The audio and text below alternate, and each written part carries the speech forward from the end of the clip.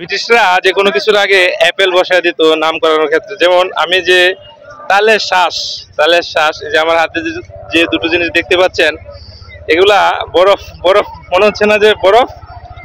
ঠিক, ওরা এটাই মনে করেছে যে এটা হচ্ছে বরফ। বরফ থেকে নিচে আইস, সাথে লাগাই দিয়েছে আপেল, আইস আপেল।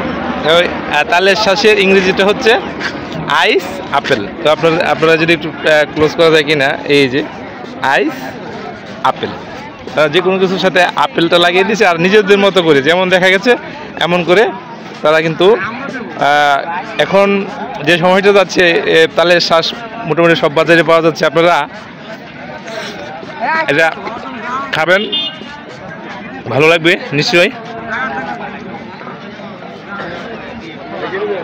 এবার পাশাপাশি ইংলিশটাও শিখে নেবেন, আইস আপেল।